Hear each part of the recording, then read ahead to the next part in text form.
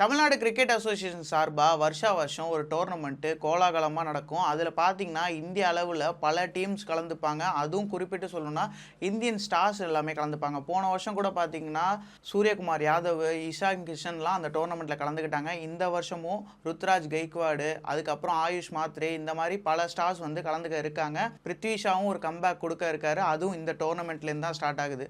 அப்படி என்னடா டோர்னமெண்ட்னு கேட்குறீங்களா? டிஎன்சி நடத்துகிற அந்த டோர்னமெண்ட் பேர் வந்து பார்த்தீங்கன்னா புஜிபாபு டோர்னமெண்ட். என்னடா இது புஜிபாபு அப்படின்னு கேட்டிங்கன்னா அதெல்லாம் பின்னாடி சொல்கிறேன். ஃபர்ஸ்ட் இந்த டோர்னமெண்ட் என்ன அப்படிங்கிறத சொல்லிடுறேன். ஆகஸ்ட் 18 ஆரம்பித்து செப்டம்பர் 9ஆம் தேதி வரைக்கும் இந்த ஃபர்ஸ்ட் கிளாஸ் கிரிக்கெட் டோர்னமெண்ட் வந்து நடக்குது. இது வந்து பார்த்திங்கன்னா ஒரு இன்வைட் டோர்னமெண்ட் அப்படின்னு சொல்கிறாங்க. பல ஸ்டேட்லேருந்தெல்லாம் ரஞ்சி டீம்ஸ் வந்து இந்த டோர்னமெண்ட்டில் ஆட இருக்காங்க. டிஎன்சிஏ சார்பாக 2 டீம் ஆடுது. இதில் பிரசிடென்ட்ஸ் 11 ஒரு டீமு, டிஎன்சிஏ 11 அப்படிங்கிற ஒரு டீமு. இப்போது இதில் என்ன விஷயம் அப்படின்னு கேட்டோம்னா குரூப் மேட்சஸில் 3 டே மேட்சாக நடக்கும். அந்த 3 டே மேட்ச்சு ஃபர்ஸ்ட் இன்னிங்ஸ் பார்த்தீங்கன்னா 90 ஓவர்ஸ் ஈச்சு, செகண்ட் இன்னிங்ஸ் பார்த்தீங்கன்னா 45 ஓவர்ஸ் ஈச்.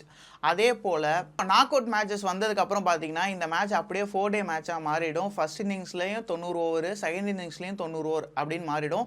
இதில் வின்னருக்கு பார்த்தீங்கன்னா 3 லட்சம் ப்ரைஸு, அதே போல் ரன்னர் அப்புக்கு 2 லட்சம் ப்ரைஸு. இப்போது இந்த விஷயம் வந்து காசை பற்றின டோர்னமெண்ட் அப்படின்னு கேட்டால் அதுதான் கிடையாது. இது வந்து சவுத் இந்தியன் கிரிக்கெட்டு, அது மட்டும் இல்லாமல் இந்தியன் கிரிக்கெட்டே டெவலப் ஆகிறதுக்கு ஒரு மனுஷன் செயல்பட்டார். அவருக்கான ஒரு ஹானரரி டோர்னமெண்ட் அப்படின்னு கூட நம்ம இதை வச்சுக்கலாம். சரி, இப்போ புஜிபாபு யார் அப்படிங்கிறத பார்த்துடலாம். இப்போது இந்த புஜிபாபு நாயுடு யார் அப்படின்னு பார்த்தீங்கன்னா ஒரு பிஸ்னஸ் ஃபேமிலியிலேருந்து வராரு. அதாவது 19ஆம் நூற்றாண்டுகளில் இங்கிலீஷ்காரங்க மட்டுமே தான் இந்த மெட்ராஸில் கிரிக்கெட் விளையாடிட்டு இருந்திருக்காங்க. அதுலேயும் ஒரு சில இந்தியன்ஸ் வந்து விளாண்டா கூட அவங்கள ஒரு மாதிரி ஓரமாக ஒதுக்கி வச்சு தான் ப்ளே பண்ணிட்டு இருந்திருக்காங்க. இப்போ எப்படின்னு பார்த்தோன்னா அந்த மெட்ராஸ் கிரிக்கெட் கிளப் அப்படின்னு சொல்லுவோம்ல, சேப்பாக்கம் மேட்ச்சில் பார்த்தீங்கன்னா ஒரே ஒரு சைடு மட்டும் ஒரு ஓடு போட்ட மாதிரியான ஒரு இடம் இருக்கும். அது பார்த்தீங்கன்னா மெட்ராஸ் கிரிக்கெட் கிளப் அப்படின்னு இருக்கும்.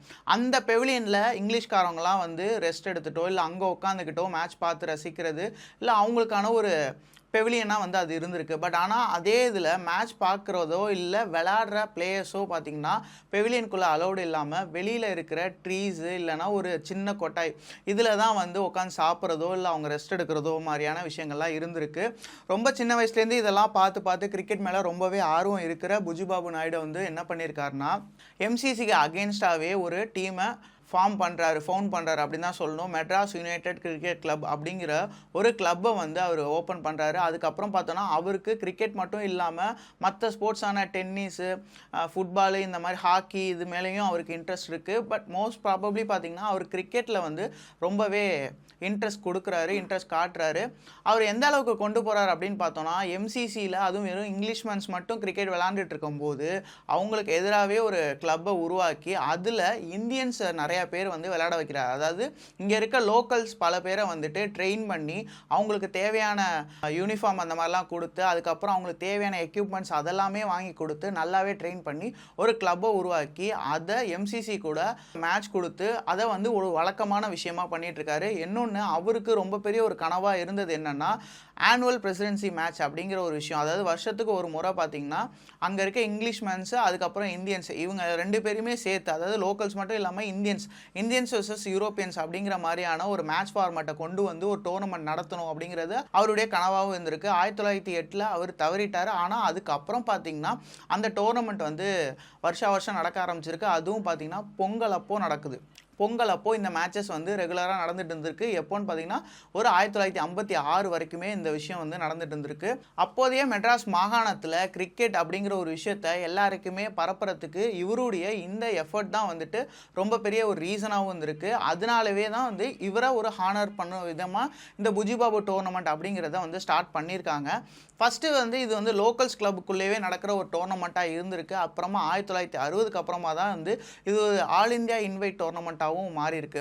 இப்போது இதில் யாரெல்லாம் பெரிய பிளேயர்ஸ் ஆடிருக்கா அப்படின்னு பார்த்தா 1971 வெஸ்ட் இண்டீஸ் டூரை முடிச்சுட்டு அப்படியே ஸ்ட்ரெயிட்டாக வந்து இங்கே சுனில் கவாஸ்கர்லாம் ஆடிருக்காராம்.